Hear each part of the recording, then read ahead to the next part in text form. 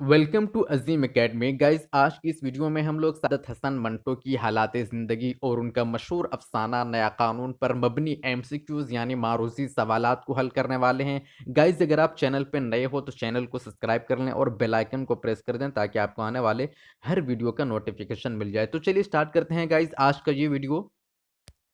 सबसे पहला क्वेश्चन है, सादत हसन मंटो की पैदाइश कहाँ हुई थी? ऑप्शन ए है बनारस, बी पंजाब, सी कश्मीर, डी दिल्ली। तो सादत हसन मंटो की पैदाइश कहाँ हुई थी? पंजाब में हुई थी। इनकी पैदाइश पंजाब में ही हुई थी। फिर हिजरत करके ये कश्मीर चले गए थे और इनका खानदानी कश्मीरी खानदान से था। ये मंटो जो है, मंटो एक खानदान का नाम है।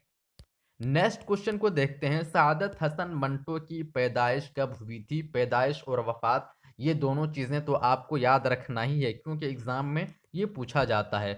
सादत हसन मंटो की पैदाइश कब हुई थी? ऑप्शन ए है 1911, बी 1912 ईस्वी, सी 1915 ईस्वी, डी 1914 ईस्वी। तो इसका सही जवाब है बी 1912 में मंटो की पैदाइश हुई है।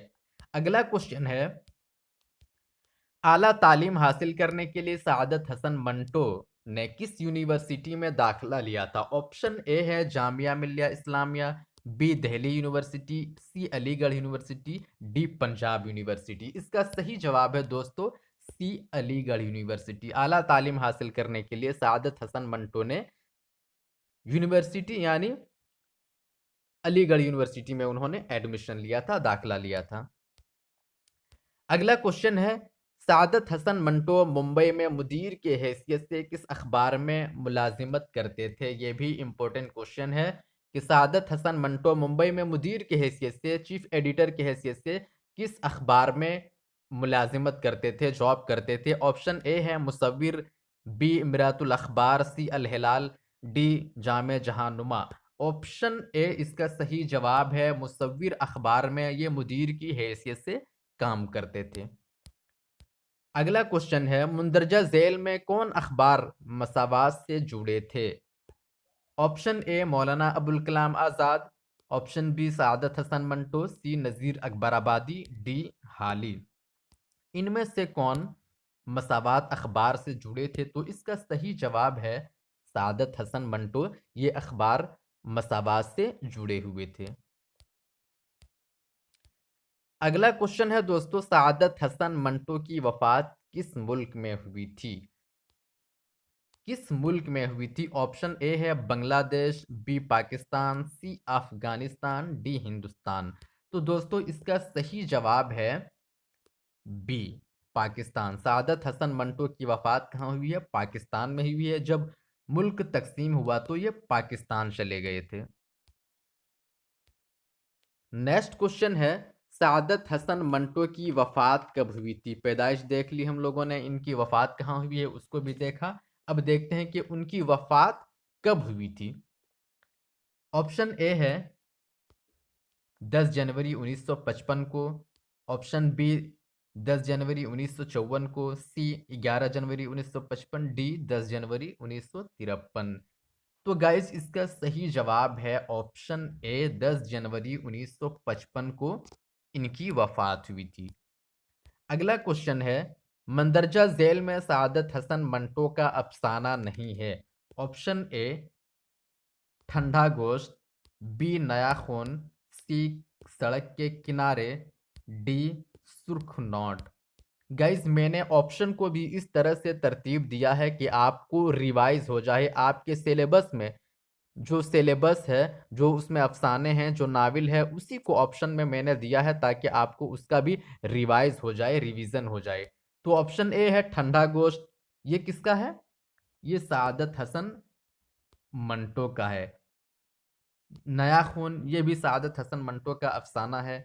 सड़क के किनारे ये भी सादत हसन मंटो का अफसाना है।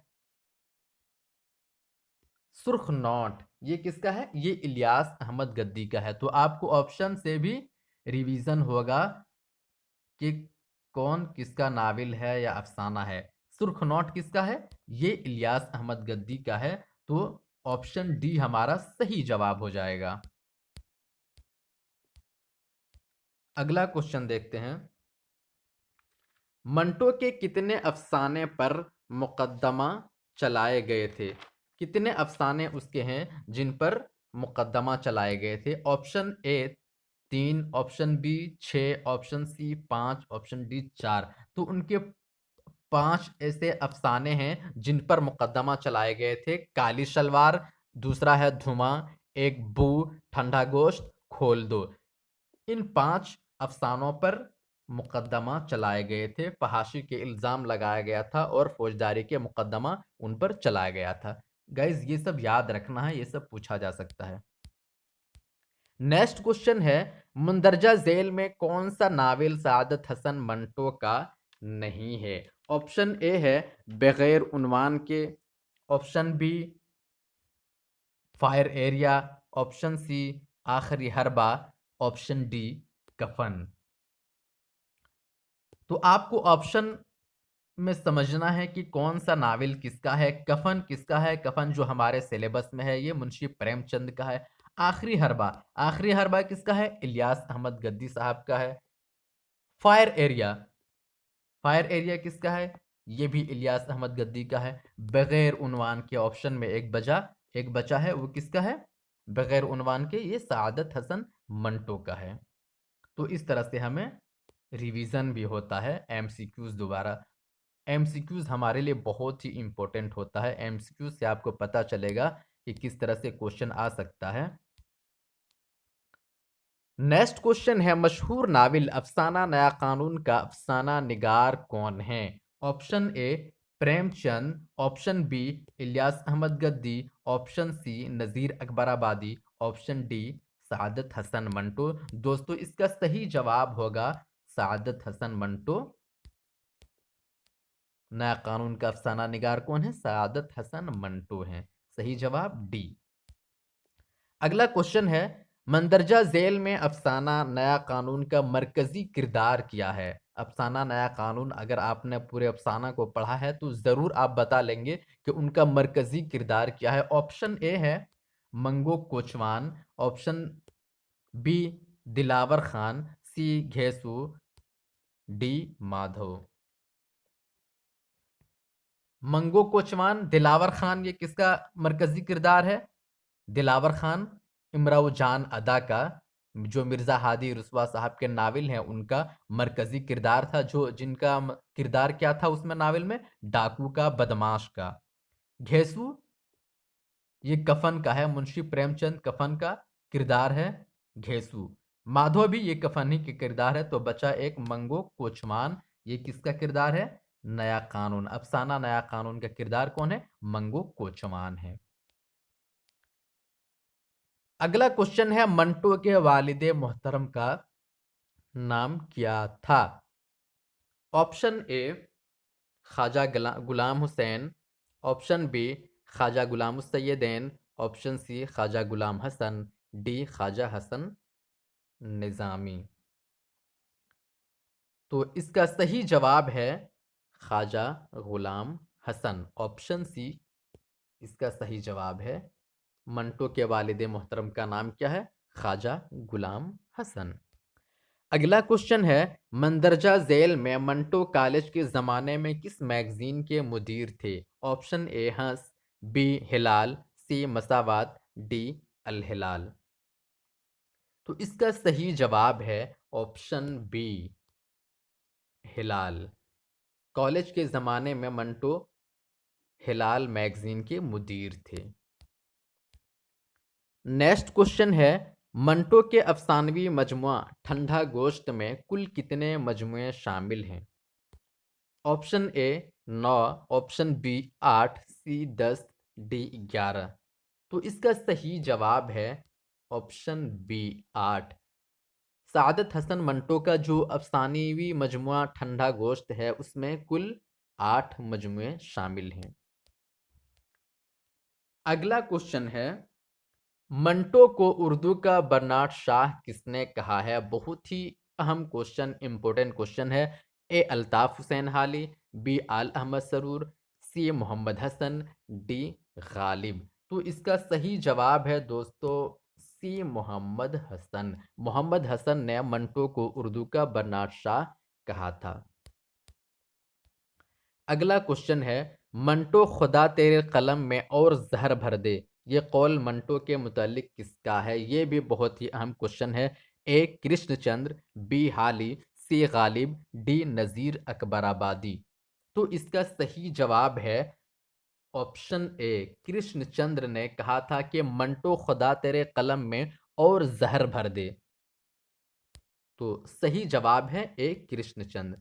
अगला क्वेश्चन है, जिन्स ने यानी जेंडर ने सआदत हसन मंटो के यहाँ मजहब की जगह ले ली है, ये कौल किसका है? Option A Aziz Ahmad, option B Rajendra Singh Bedi, option C Firaq Gorakhpuri, option D हाली। तो इसका सही जवाब क्या होगा? इसका सही जवाब है ऑप्शन ए अजीज अहमद। अगला क्वेश्चन है, मंगो कोचवान किस अफसाना का मरकजी किरदार है? नया कानून, ऑप्शन बी आखिरी हरबा, सी कफन, डी ठंडा गोश्त। तो मंगो कोचवान किसका मरकजी किरदार है? नया कानून का मरकजी किरदार है।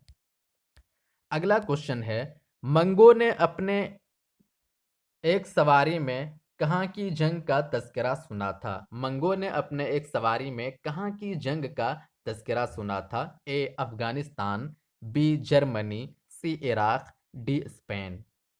तो मंगो ने अपनी सवारी में कहाँ की जंग का तज़किरा सुना था? स्पेन की जंग का तज़किरा उन्होंने सुना था। तो सही जवाब है डी स्पेन। नेक्स्ट क्वेश्चन है, मंगो दो सवारियों के माबैन मंगो दो सवारियों के माबैन किस एक्ट की बात सुनकर खुश हो गए थे? Option A India act, option B रूस act, option C Germany act, option D London act. तो इसका सही जवाब होगा ऑप्शन ए इंडिया एक्ट की बात सुनकर वो खुश हो गए थे। ये सब इस तरह का क्वेश्चन एग्जाम में पूछा जा सकता है, इसलिए आप इन चीज़ों को याद रखें। और मैंने उसी तरह से एमसीक्यूज को तैयार किया है ताकि आपको जो पूरी कहानी है, जो पूरा अफसाना है, उसको दिमाग में और जहन में आप बिठा लें। नेक्स्ट क्वेश्चन है, मंगो कोचवान अपने अड्डे में क्यों अक्लमंद समझा जाता था? मंगो कोचवान अपने अड्डे में क्यों अक्लमंद समझा जाता था? मंदरजा झेल में सही जवाब का इंतखाब कीजिए। इस तरह का भी क्वेश्चन आपसे पूछा जा सकता है। ऑप्शन ए, मंगो हमेशा अक्लमंदी से काम लेता था, इसलिए वो अपने अड्डे में अक्लमंद समझा जाता था। बी, मंगो अपने अड्डे में सबसे ज्यादा पढ़ा लिखा था, ये भी सही जवाब ये नहीं है।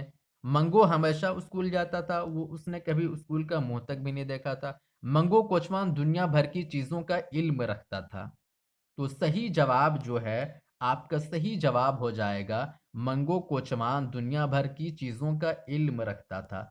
वो एक टांगा चलाता था, उनकी सवारी में जो भी बैठते थे और जो भी बातचीत होती थी वो बहुत ही गौर से सुनते थे। तो इसलिए वो मंगो कोचवान दुनिया भर की चीजों का इल्म रखता था, वो इसलिए अपने अड्डे में सबसे ज्यादा अक्लमंद मंगो कोचवान समझा जाता था। तो आपका ऑप्शन डी सही हो जाएगा। करेक्ट आंसर डी है, मंगो कोचवान दुनिया भर की चीजों का इल्म रखता था। नेक्स्ट क्वेश्चन है, थोड़ी ही दिनों में स्पेन में जंग छिड़ जाएगी, ये पेशन गोई किसने की थी? ऑप्शन ए मंगो कोचवान ने, ऑप्शन बी गामा चौधरी ने, ऑप्शन सी एक मारवाड़ी ने, ऑप्शन डी मंगो के तांगे पर बैठे एक अंग्रेज ने। ये पेशन गोई किसने की थी? इसका सही जवाब है ऑप्शन ए मंगो कोचवान ने। मंगो कोचवान ने पेशन गोई की थी कि स्पेन में जंग छिड़ जाएगी बहुत ही थोड़े दिनों में। तो सही जवाब क्या है? मंगो कोचवान है। अगला क्वेश्चन है, उस्ताद मंगो को अंग्रेजों से नफरत की वजह क्या थी? उस्ताद मंगो अंग्रेजों से क्यों नफरत करते थे? सही जवाब का इंतखाब कीजिए। अंग्रेजों का हिंदुस्तान पर सिक्का चलाना, इस वजह से मंगो कोचवान नफरत करते थे। ऑप्शन बी, अंग्रेजों का हिंदुस्तान पर जुल्म सितम करना। ऑप्शन सी, दोनों ए और बी। ऑप्शन डी, इनमें से कोई नहीं। तो इसका सही जवाब होगा ऑप्शन सी, अंग्रेजों का हिंदुस्तान पर सिक्का चलाना और हिंदुस्तानियों पर जुल्म सितम करना दोनों वजह थी जिसकी वजह से मंगो कोचवान अंग्रेजों से नफरत करते थे। तो सही जवाब होगा ऑप्शन सी। नेक्स्ट क्वेश्चन है, मंगो कोचवान अपने तौर पर नया कानून से क्या मुराद लेते थे? बहुत ही अहम और इम्पोर्टेंट दिलचस्प क्वेश्चन है। मंगो कोचवान अपने तौर पर नया कानून से वो क्या मुराद लेते थे? मुल्क की आज़ादी, बी अंग्रेजों के कानून का खात्मा, डी दोनों। तो इसका सही जवाब होगा ऑप्शन सी, मुल्क की आज़ादी, अंग्रेजों के कानून का खात्मा, ये दोनों मुराद लेते थे। नेक्स्ट क्वेश्चन है, मंगो पहली अप्रैल से क्या मुराद लेते थे? ऑप्शन ए सब कुछ बदल जाएगा और नया कानून लागू होगा, ऑप्शन बी हिंदुस्तान कभी आज़ाद नहीं होगा, ऑप्शन सी अंग्रेज का कानून हिंदुस्तान में लागू होगा। तो इसका सही जवाब है दोस्तों ऑप्शन ए, मंगो कोचवान पहली अप्रैल से मुराद लेता था कि सब कुछ बदल जाएगा और नया कानून लागू होगा, यानी हिंदुस्तान में सब कुछ बदल जाएगा और नया कानून यहाँ पे लागू होगा, अंग्रेजों का कानून का खात्मा होगा। ये पहली अप्रैल से मुराद लेते थे। तो ये था गाइज सादत हसन मंटो और उनका मशहूर अफसाना नया कानून पर मबनी मारूजी सवालात एमसीक्यूज। गाइज इस वीडियो को आप ज़रूर देखें और चैनल पे अगर आप नए हो तो चैनल को सब्सक्राइब कर लें और बेल आइकन को प्रेस कर दें और दोस्तों को ये वीडियो आप ज़रूर शेयर करें। Thank you.